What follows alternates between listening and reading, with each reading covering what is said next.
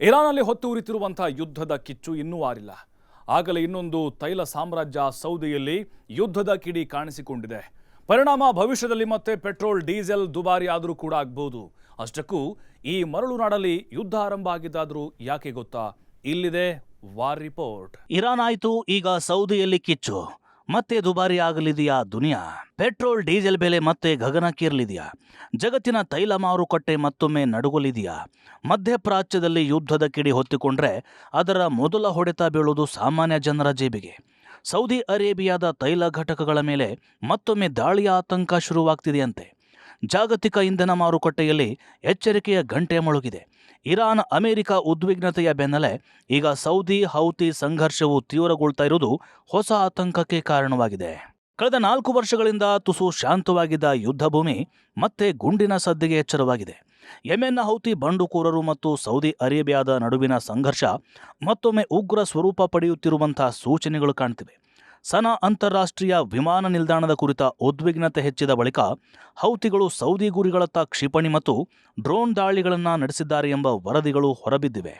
ಅದರ ಬೆನ್ನಲ್ಲೇ ಸೌದಿಯು ಹೌತಿ ನೆಲೆಗಳ ವಿರುದ್ಧ ಮತ್ತೆ ಮಿಲಿಟರಿ ಕ್ರಮಗಳನ್ನು ಆರಂಭಿಸಿದೆ ಎನ್ನಲಾಗ್ತಾ ಇದೆ. ಈ ಸಂಘರ್ಷವನ್ನ ಅರ್ಥ ಮಾಡಿಕೊಳ್ಬೇಕಾದ್ರೆ ಅದರ ಇತಿಹಾಸವನ್ನ ನೋಡಲೇಬೇಕು. 2015ರಲ್ಲಿ ಯೆಮೆನ್ನಲ್ಲಿ ಹೌತಿ ಬಂಡುಕೋರರು ರಾಜಧಾನಿ ಸನಾ ಸೇರಿದಂತೆ ಹಲವು ಪ್ರದೇಶಗಳನ್ನು ತಮ್ಮ ಹಿಡಿತಕ್ಕೆ ತೆಗೆದುಕೊಂಡ ನಂತರ ಸೌದಿ ಅರೇಬಿಯಾ ನೇತೃತ್ವದ ಮಿಲಿಟರಿ ಮೈತ್ರಿಕೂಟ ಯುದ್ಧಕ್ಕೆ ಇಳಿಯಿತು. ಹೌತಿಗಳಿಗೆ ಇರಾನ್ ಬೆಂಬಲ ನೀಡುತ್ತಾ ಇದೆ ಎಂದು ಸೌದಿ ಹಾಗೆ ಪಾಶ್ಚಾತ್ಯ ರಾಷ್ಟ್ರಗಳು ಆರೋಪಿಸುತ್ತಾ ಬಂದಿವೆ. ಇರಾನ್ ಇದನ್ನು ಹಲವು ಬಾರಿ ನಿರಾಕರಿಸಿದರೂ ಹೌತಿಗಳ ಕ್ಷಿಪಣಿ ಮತ್ತು ಡ್ರೋನ್ ಸಾಮರ್ಥ್ಯದ ಬಗ್ಗೆ ಅನುಮಾನಗಳು ಮುಂದುವರೆದಿವೆ. ಸೌದಿ ಅರೇಬಿಯಾದ ಅಬ್ಖೈ ಮತ್ತು ಖುರೈಸ್ ತೈಲ ಸಂಸ್ಕರಣಾ ಘಟಕಗಳ ಮೇಲೆ ನಡೆದಂತಹ ಡ್ರೋನ್ ಹಾಗೆ ಕ್ಷಿಪಣಿ ದಾಳಿಯಿಂದ ಜಾಗತಿಕ ತೈಲ ಮಾರುಕಟ್ಟೆಯೇ ತತ್ತರಿಸಿತು. ದಿನಕ್ಕೆ ಸುಮಾರು 5.7 ಮಿಲಿಯನ್ ಬ್ಯಾರೆಲ್ ತೈಲ ಉತ್ಪಾದನೆ ತಾತ್ಕಾಲಿಕವಾಗಿ ಸ್ಥಗಿತಗೊಂಡಿತು. ಕೆಲವೇ ಗಂಟೆಗಳಲ್ಲಿ ಕಚ್ಚಾ ತೈಲದ ಬೆಲೆಗಳು ಭಾರಿ ಏರಿಕೆ ಕಂಡವು. ಈ ದಾಳಿಯ ಹೊಣೆಯನ್ನ ಹೌತಿಗಳು ಹೊತ್ತುಕೊಂಡ್ರೆ ಅಮೆರಿಕ ಮತ್ತು ಸೌದಿ ಅದರ ಹಿಂದೆ ಇರಾನ್ ಕೈವಾಡವಿದೆ ಎಂದು ಆರೋಪಿಸಿದವು. ಇರಾನ್ ಆ ಆರೋಪವನ್ನ ತಳ್ಳಿಹಾಕಿತ್ತು. ಪದೇ ಪದೇ ದಾಳಿ, ಮತ್ತೆ ತೈಲ ಘಟಕಗಳು ಗುರಿಯಾಗ್ತಿವೆ. ಈ ಸಾಲು ಯುದ್ಧಗಳ ಪರಿಣಾಮ ಜಾಗತಿಕ ಪೂರೈಕೆ ಸರಪಳಿಯ ಮೇಲೆ ಪರಿಣಾಮ ಬೀಳುವ ಸಾಧ್ಯತೆ ಇದೆ.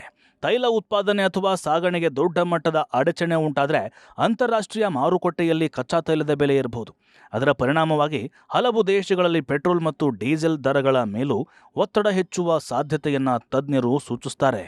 ಆದರೆ ಅಂತಿಮ ಪರಿಣಾಮ ಯುದ್ಧದ ತೀವ್ರತೆ, ದಾಳಿಯ ಪ್ರಮಾಣ, ತೈಲ ಉತ್ಪಾದನೆ ಆಗುವ ನಷ್ಟ ಮತ್ತು ಜಾಗತಿಕ ಮಾರುಕಟ್ಟೆಯ ಪ್ರಕ್ರಿಯೆಯ ಮೇಲೆ ಅವಲಂಬಿತವಾಗಿರುತ್ತೆ. ಹೀಗಾಗಿ ಮಧ್ಯಪ್ರಾಚ್ಯದಲ್ಲಿ ಮತ್ತೆ ಯುದ್ಧದ ಕಿಡಿ ಹೊತ್ತಿಕೊಳ್ತಿರುವ ಈ ಬೆಳವಣಿಗೆ ಕೇವಲ ಸೌದಿ ಮತ್ತು ಹೌತಿಗಳ ನಡುವಿನ ಸಂಘರ್ಷ ಮಾತ್ರವಲ್ಲ, ಇದು ಜಾಗತಿಕ ಇಂಧನ ಭದ್ರತೆ, ತೈಲ ಬೆಲೆ ಮತ್ತು ವಿಶ್ವ ಆರ್ಥಿಕತೆಯ ಮೇಲೂ ಪರಿಣಾಮ ಬೀರುವ ಸಾಧ್ಯತೆ ಇರುವ ಬೆಳವಣಿಗೆಯಾಗಿದೆ.